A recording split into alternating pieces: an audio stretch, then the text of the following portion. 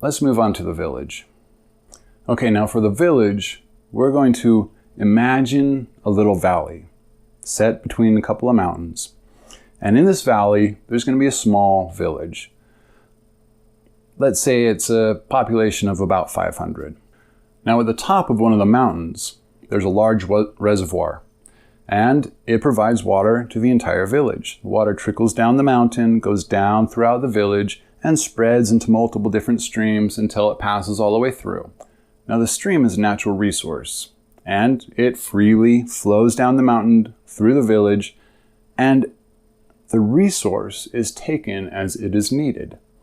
The farmers plant their crops along the riverside, and when people need to bathe, they go and get buckets full of water, bring it back to their bathing house, and take a bath. Water is extracted from the river and streams whenever it's needed. One day, one of the village elders takes a small select group of workers, goes up to the mountain, and constructs a dam that shuts off the entire reservoir. After the construction, they construct several water towers throughout the village and the foothills. When everybody came to the village elder and said, "What's this all about? We need our water to grow our crops, to bathe, to wash our dishes," whatever the case may be, the village elder then said, "Okay, I've got a new system. This is what we're going to do. This is how things are going to work from here on out.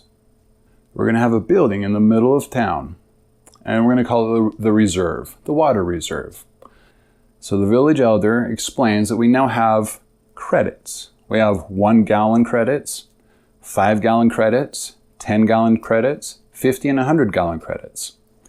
And you can use these credits as if they were water. Now, because water is now a scarce resource, we can use it as a means to persuade people to do things for us and to be persuaded to do work for others. We exchange the credits, and when you do need water, you can take your credit into the reserve and exchange it for that particular amount of water. So overnight, this massive change begins to crop up all over the village. Banks pop up. You have crime. People are stealing other people's credits. People are losing jobs. Work suddenly becomes an issue. Instead of just working to contribute to the whole, now you have to find work in order to receive money so you can contribute to the whole. Credit also becomes a thing. People decide that they can loan somebody a certain amount of credits, and in order to get back what they feel is essentially their right to ask for, they ask for a percentage more than what they originally loaned them. Credit institutions crop up all over the place, and the idea of taking out a loan becomes a normal mode of living. Now we have a completely different method of distribution. Instead of the water feeding the crops, the farmers taking the crops to the cooks taking the crops and cooking it into soups, breads, what have you, and then distributing it to everybody for mealtime.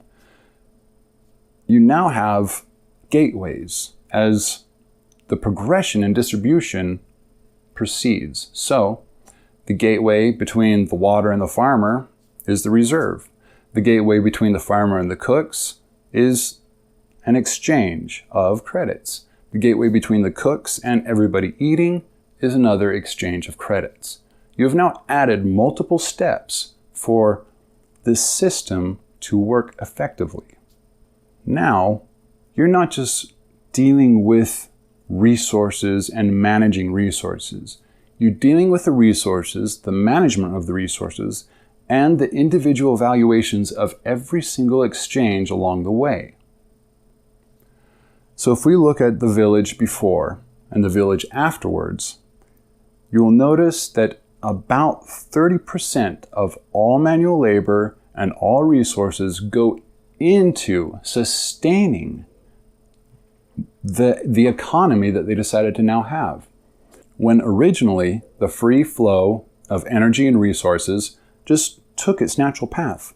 Sure, you can divert and aim and manipulate that flow, but it hasn't been halted, and it hasn't caused so many gateways and so many stagnant points where things come to a halt. So that's the village, and hopefully it gives you a good idea of what exactly is happening in an economy.